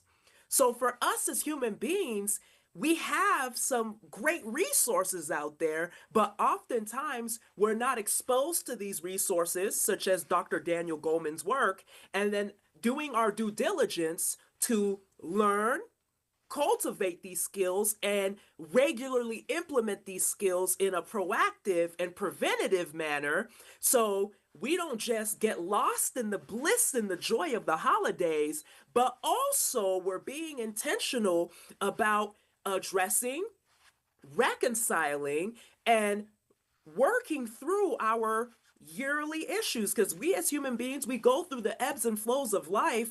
So the holidays shouldn't be an escape from our reality. The holidays should be the icing on the cake when it comes to our lived reality. So that's something that I would recommend, is for us to look into Dr. Daniel Goleman's work on emotional intelligence to ensure that we're grounded in reality as we go through the holidays. Yeah. Before we can really solve or address our problems, we have to kind of recognize what they are, right? And I think a lot of us want to just kind of tuck those away and pretend like we don't have them. So where do we start? It's the hardest thing for us to do is to acknowledge the elephant in the room. The place that we start is with self-awareness when you talk about recognizing. And again, this is similar to like we go to the gym to build our physique. This is a muscle that we would have to practice, is allowing ourselves to be in a space of self-awareness. Self-awareness is one of the hardest things that we can do as human beings, is to say, there are issues that we've been experiencing throughout this entire 2025, and what am I going to do to intentionally break down the components of these issues? The who, what, where, and when. That's the self-awareness, the who, what, where, and when. And then we can get to the how. How do I address this issue that's been a long-standing issue? Are there those folks that are more at risk than others when it comes to suicide? I mean, should we be 100%. watching? I mean, which of our family members should we be keeping an eye on to make sure that they aren't having problems and that we can't help? I think it's those who are most impacted by the 5 social determinants of health. Those are the individuals that are at the highest level of risk when it comes to suicide. And when we talk about the 5 social determinants of health, we're talking about housing security. Does this individual have a safe place to rest their selves at night? And then we can talk about healthcare. Does this person have access to that viable resource? Then we can talk about education. We can talk about work. And then we can talk about community connection. These are the individuals who are most at risk, are the individuals whose 5 social determinants of health, when they're compromised. The family members, our community members, our friends, our associates, our colleagues who have compromised 5 social determinants of health. If you or someone you know is having thoughts of suicide or self-harm, there is free and confidential help at 24/7 at 988. You can call or text anytime, 988.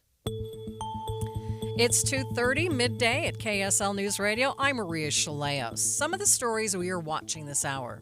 A federal judge ordering the return to Utah of an immigrant who was deported despite the court saying no. Is the cooler winter weather giving you a hankering for hiking in the mountains? Well, maybe not, but if it does, we have some tips. And KSL traffic, Michelle.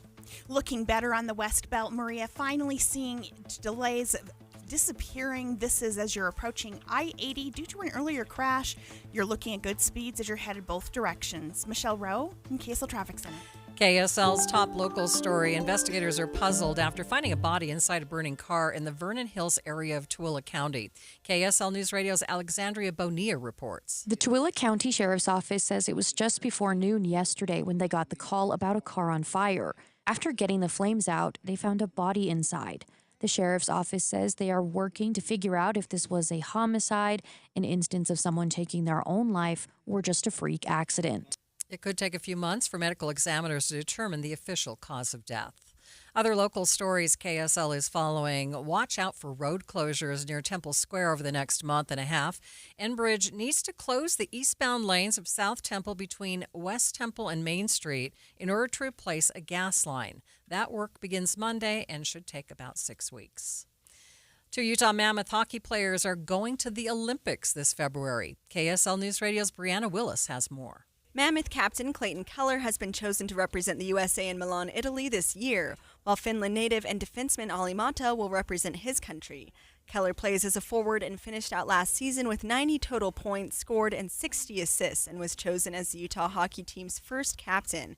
Mata has won back-to-back Stanley Cups with the Penguins in 2016 and 2017 and has represented his country in several other world championships and Olympic competitions. Brianna Willis, KSL News Radio. Your money at this moment, the Dow up by 319 points at the close to close at 48,382. S&P up by 13 points. The NASDAQ, though, down by 6 points.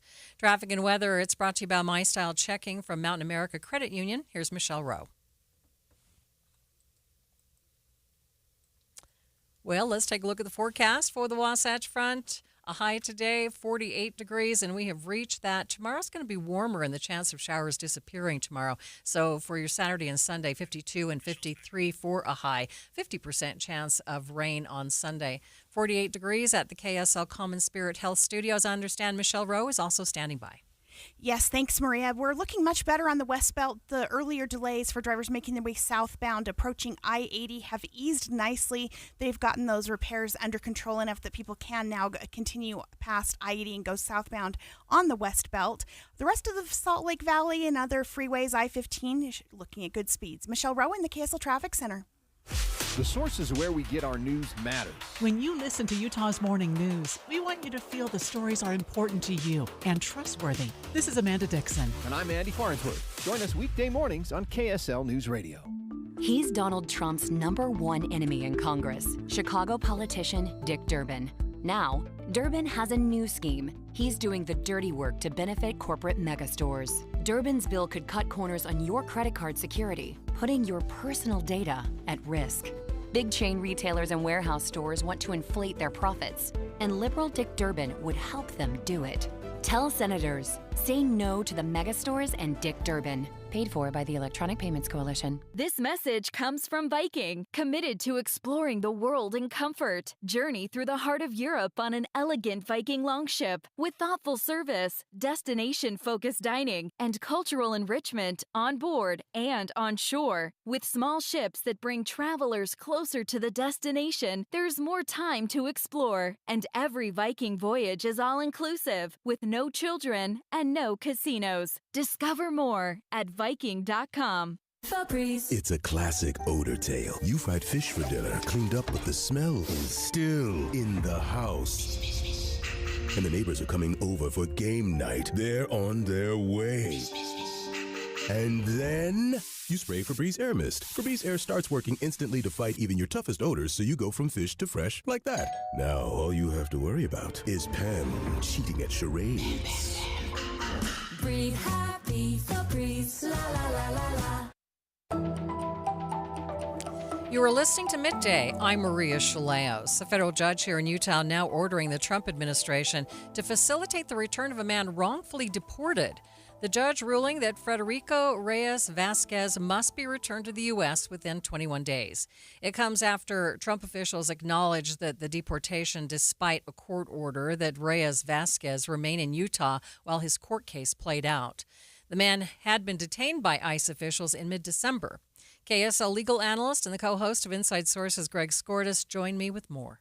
This is a little bit similar to the Kilmar Abrego matter that we heard about several months ago. A man here in Utah was undergoing immigration proceedings, and a federal judge, had ordered that while those proceedings were going, that he not be deported, that he remain in the state of Utah.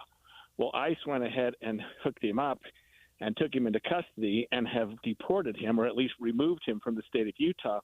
And so our federal judge here has issued an order that he be returned. She's issued an order that Homeland Security return him and that he come back to participate in the immigration proceedings that he was already undergoing here in Utah. Mm-hmm. Do we have any idea when he was taken from the state? It's not clear, although it seems that the removal was probably done within the last week or so. The judge issued her order about a week or so ago as well. Once his attorney found out, I think they petitioned the court and said, hey, the federal government is in violation, in contempt, really, of your own order, and they've removed someone that you ordered not be removed. And so she's issued an order that he be brought back to the state of Utah. And I don't know where he is exactly. I don't know that anyone does, because sometimes they don't disclose that. But, yeah, the federal government has to do that right away. Has the federal government said anything about this case? They have not. I think so far they've been sort of tight-lipped about it. I don't know whether this was a mistake, whether they felt like they didn't have to comply with the judge's order or what. But right now the federal government hasn't replied or given an excuse or any justification for what they did here. How rare is a case like this in the state of Utah? We haven't had these in Utah. I mean, nationally they have, and they seem to have happened more than some people would like, and our federal judiciary is getting upset at the federal government for removing people while there are proceedings undergoing. But in Utah, to my knowledge, this is one of the first couple that we've seen. Right. It sounds like this man was actually undergoing the proper proceedings as far as immigration is concerned, though? Right. He was following the law. He had an attorney. He was going through all the proper channels to go through and receive his citizenship, or at least his temporary citizenship. So there were no issues or problems that would have created what happened here that we know of. It wasn't like he got convicted of a crime or did some serious act or something like that. I mean, he was undergoing the correct procedures, but they hadn't been completed. And since they hadn't been completed, the judge said, no, let's leave him here until we can get these done. Any idea when he might be returned, or when the judge wants him returned? Well, the judge wants him returned right now, and she's made that very clear. I think the federal government's got to do that fairly quickly, and my guess is that he will be returned unless there's some major battle here, that he'll be probably returned this week. Okay. Anything else about this case that we should note? Well, we hope this is a one-off. We hope this was a mistake that someone made, and it's not some attempt by ICE to violate court orders. They really don't do that here in Utah, so this is a little bit of a surprise to a lot of us. Inside Sources co-host and KSL legal analyst Greg Skordas there. The Trump administration has until January 20th to return Reyes Vasquez, and officials must submit a status report to the judge within 10 days. The push to repeal a roughly 15% property tax increase in Salt Lake County moving forward today after clearing a legal hurdle with the district attorney's office. You'll recall the county council voted for the tax hike, and it faced quite a bit of scrutiny before being approved last month. The 15% increase is lower than the originally proposed 20% increase from the county mayor. But that double-digit hike still not sitting well with many in the county. Now a referendum to keep the tax from going into effect cleared to move ahead. The Salt Lake District Attorney's Office completing its mandated review, allowing the referendum to go before voters under Utah law. A spokesman for the group, Tax Referendum Salt Lake County, Gaud Margani, says that the signature gathering process is a bit nuanced. The way that it works is that we have to turn in packets within 30 days of when the first signature on that packet has been signed. So just as a little bit of background, each packet has space for 100 signatures.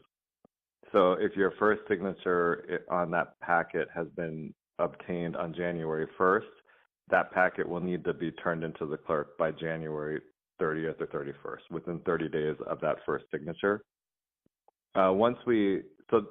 So these packets will be turned in on a rolling basis to the clerk's office.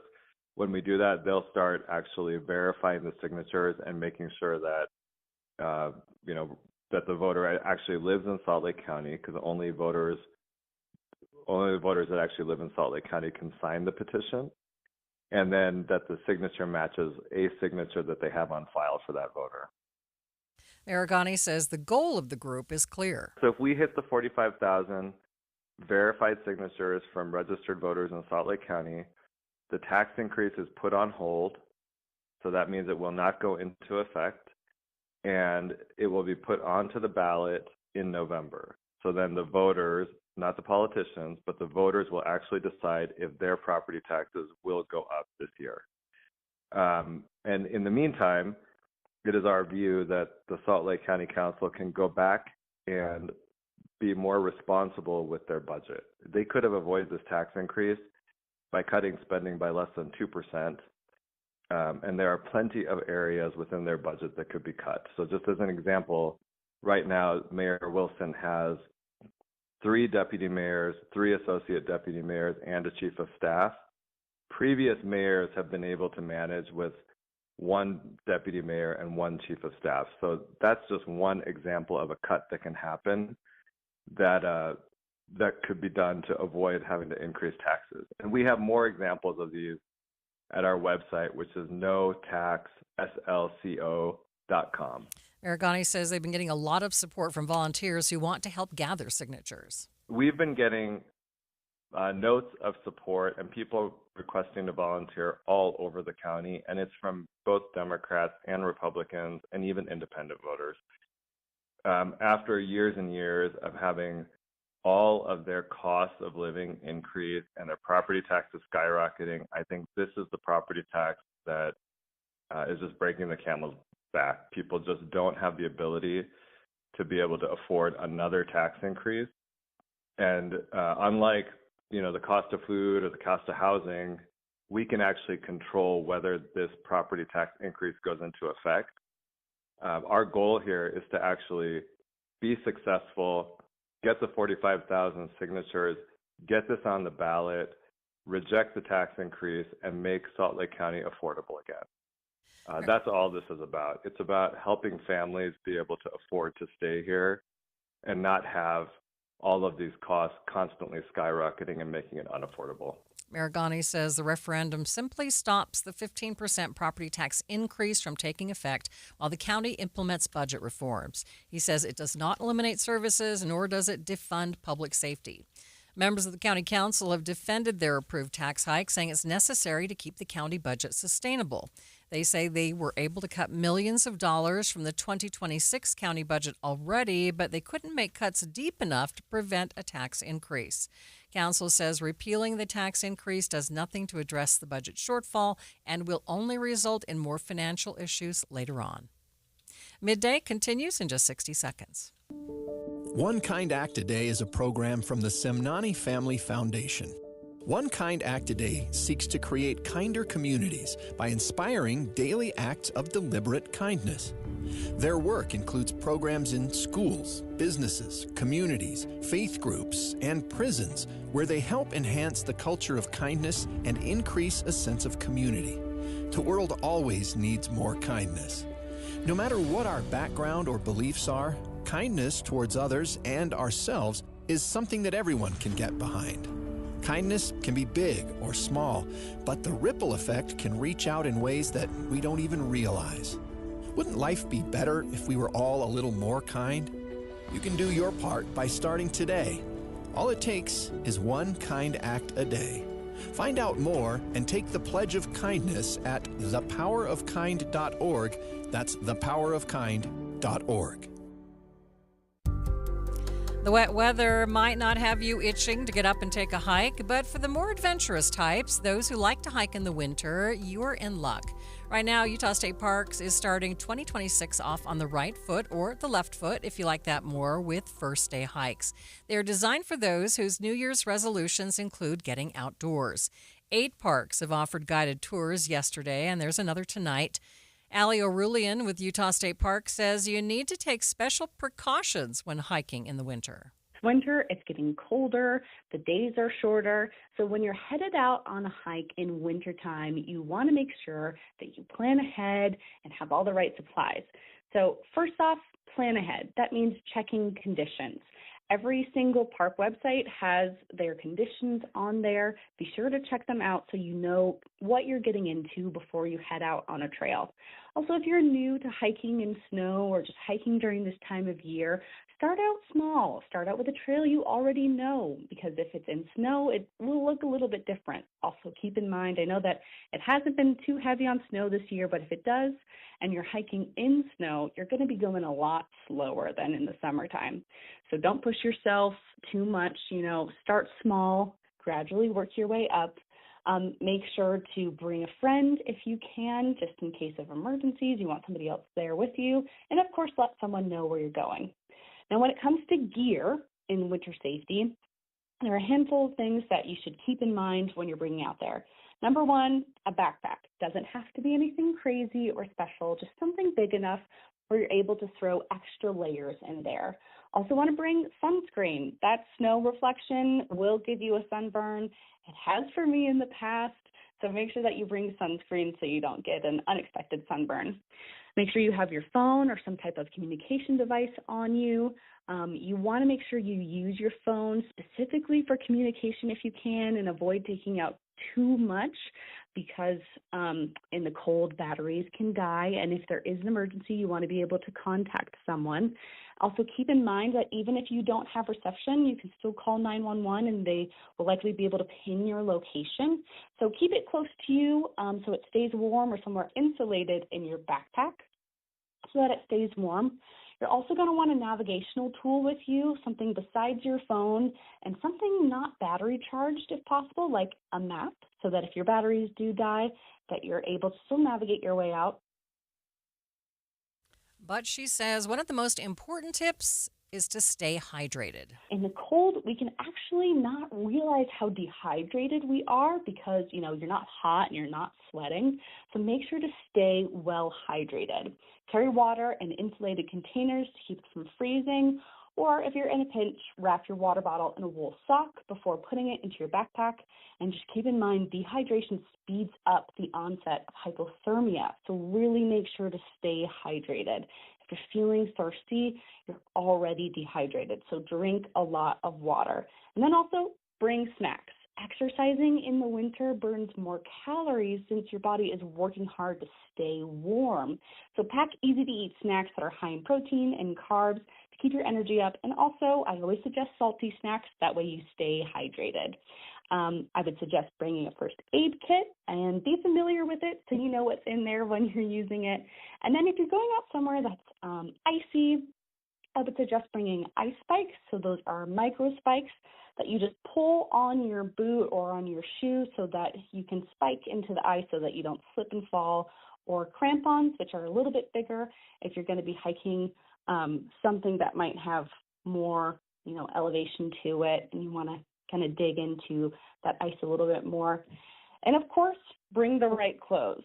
Now, you might think that when you're dressing for the cold, just to put on a bunch of clothes, and while layers are very important, you should know kind of how to dress in layers, because you want to stay warm and dry. Those are the two main things to hiking in the winter. So wear at least 3 layers. It's recommended. You want a base layer, and then an insulating layer, and then a shell. So if you start to get hot, remove a layer before you get sweaty, because you don't want to get wet. And try to avoid cotton. Instead, opt for synthetic fabrics that wick moisture and are quick drying. Now, if you're going to be hiking somewhere that's in the snow, try and make sure to have bottoms that are waterproof, at least on the top, with some type of base layer on the bottom if needed. Always pack a pair of gloves, a hat so you don't lose heat through your head. And then, of course, your shoes are really, really important. You don't want your feet to get wet. So we really recommend hiking boots that are waterproof, that will keep your feet nice and warm, with a pair of thermal socks. And then again, I talked about micro spikes earlier, or just ice spikes if you plan to go on trails that have some ice on there. Now, registration is closed for tonight's Moonlight Snowshoe Hike at Wasatch Mountain State Park, but not to fret. Another Moonlight Hike is planned for Friday, February 14th. Sounds like a great Valentine's Day activity, right?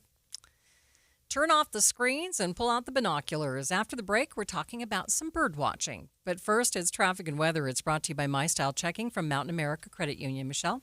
Looking at some delays, southbound I-15, this is through the construction area going from Riverdale, headed down towards Sunset with lane restrictions. I-15, other than that, running at posted speeds. No matter the weather, your feet can feel fantastic. Find the Good Feet location nearest you at goodfeet.com. I'm Michelle Rowe in the KSL Traffic Center. You know, most diets will help you lose a few pounds, but Soda weight loss will help you lose years. I lost 37 pounds on the Soda weight loss program 3 years ago, and I feel younger than I've felt in decades. And it's not because of how I look, it's because of how I feel. But you do look younger, Thank too. you. I let go of 70 pounds in 5 months, and then I looked at the before and after pictures of myself and was like, wow. It's something when you don't have to carry all of that excess weight around. And I was at a stage in my life where I didn't want to add drugs to my regimen. I wanted to reduce the number of medications I had to take. So the nutritionist at Soda Weight Loss taught me how to have a healthy relationship with food. And it was so helpful that I could text my nutritionist anytime I wanted to for advice, which helped me learn what I needed to know so that I could keep it off. And right now, this is the perfect time to join, because if you join now, your partner joins for free. It's the perfect gift for both of you. It's at Soda Weight Loss. SOTAweightloss.com, because soda is, say it with me, Amanda, state of the art. Is your financial advisor offering you up to a 30% upfront bonus? Or are they promising you up to 10% growth per year, all for your retirement income? If not, then you need to come to Trajan Wealth. I'm Jeff Jr., founder of Trajan Wealth. If you have a plan to retire within the next 10 years, don't wait only to find out it's too late. I've seen hardworking folks like you retire only to be required to go back to work, all because their advisor told them guarantees like these were too good to be true. They're not. That's up to $30,000 upfront or up to $10,000 per year on $100,000, all guaranteed for retirement income. Don't keep working when you're supposed to be retired, and don't let any financial advisor tell you it's too good to be true. Call Trajan today, 801-207-9900. That's 801-207-9900. Annuities, non-advisory products. DBA Trajan Wealth Insurance Solutions. Additional disclosures at trajanwealth.com. This is a special alert to all Americans who own a vehicle with less than 200,000 miles with an auto warranty about to expire or with no warranty coverage at all. Due to a decline in the economy, CarShield is announcing a low-cost month-to-month vehicle protection plan that is now available to the public to save any driver out-of-pocket expenses on future auto repairs. Call now to find out how you can pay almost nothing for covered auto repairs. Yes, you heard that correctly. Pay almost nothing for covered auto repairs. An open phone line has been established for all drivers to call for a free quick quote. Call 800-292-4541 now. Drivers who are covered will not have to pay for covered repairs again. This protection plan is at an all-time low. Additionally, drivers who activate this vehicle protection today will also receive free roadside assistance, free towing, and car rental options at no additional cost. Call us for your free quick quote today. 800-292-4541. That's 800-292-4541. What do you have to lose? Call 800-292-4541. Again, 800-292-4541. If you're struggling with your mortgage, there's a free government program that offers expert one-on-one advice about your mortgage options. Call 1-888-995-HOPE or visit makinghomeaffordable.gov. Brought to you by the U.S. Treasury, HUD, and the Ad Council. This is Midday. I'm Maria Shilaos. Kids and families across Salt Lake are trading screens for binoculars this weekend and helping real science in the process. On Sunday, families are heading outside to help count birds as part of a nationwide effort that has been around for more than a century. Jackie Ortiz with the Tracy Aviary says this isn't just for fun. The data really matters. So this is actually a nationwide program that's actually put on by the Audubon Society, and it's the nation's longest running community science bird project. And so essentially a bird count is inviting folks all over from the community to come out and just volunteer their time and help us count some birds. A lot of this is data that will be collected, so essentially kind of looking at birds, using some binoculars to see and spot any local birds and counting them. And so with that, that data is used to assess bird population health and help guide conservation action across the Americas. So this is happening as far north as Canada and even as far south as Mexico, Central America, and so forth. And this is something that occurs every year from December 14th to January 5th. So we're super excited to be a part of it, and we've been doing this since 2011. Tracy Aviary is hosting a bilingual holiday bird count for kids from its nature center along the Jordan River, giving young people a hands-on way to help scientists track bird populations. So we just really want to involve everyone from the community, and so that includes families as well, to kind of inspire our young folks out there, especially children, to learn more about birds and learn more about conservation. I do think a lot of kids, are all very interested and inspired by the natural world, especially birds, right? When walking around, spotting a little bird, kids get really excited to see them. And so we feel that, when we're able to do a bird walk and inspiring children to learn more and be fascinated by the natural world around them, they may be able to be interested later on in life to learn more about conservation and, take care of the natural world around us. Ortiz tells KSL News Radio's Eric Cabrera the importance of a bilingual event. For the past 2-3 years, we've been participating in Latino Conservation Week. And so that's put on by the Hispanic Access Foundation that first week of Hispanic Heritage Month. And so part of our mission is in partnership with community, inspiring action to conserve birds and habitats. And so we really want to involve all communities from all over the Salt Lake Valley to come out and join us. And so we thought a lot about how we've been participating annually this week, but we want to do more than just celebrating the week, right? We want to be doing this year round.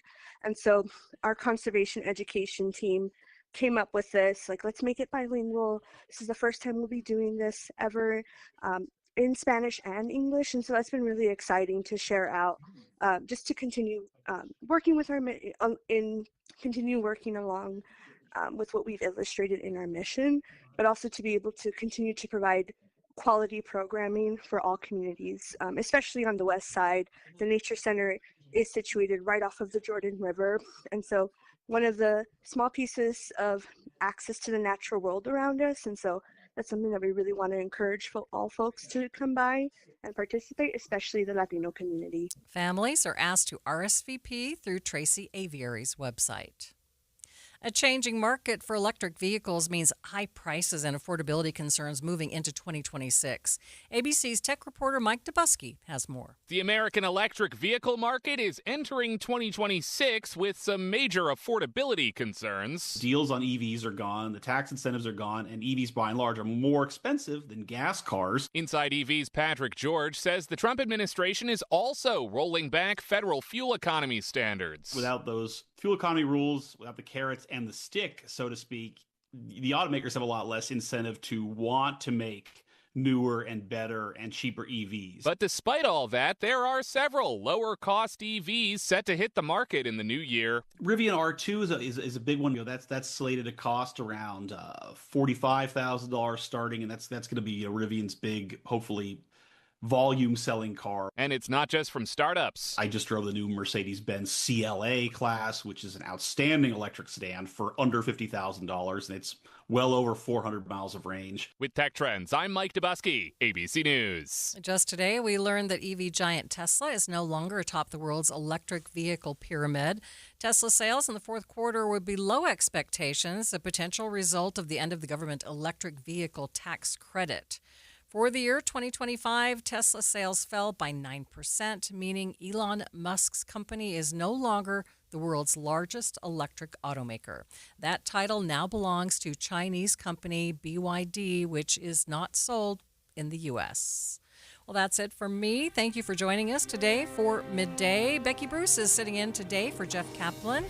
Hi, Becky. Happy New Year, Welcome. Maria. Happy New Year to you. Jeff Kaplan's Afternoon News is next.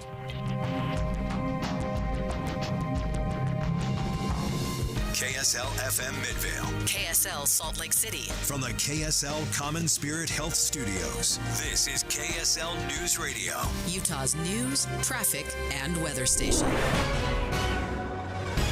It's 3 o'clock at KSL News Radio. I'm Becky Bruce, in for Jeff Kaplan.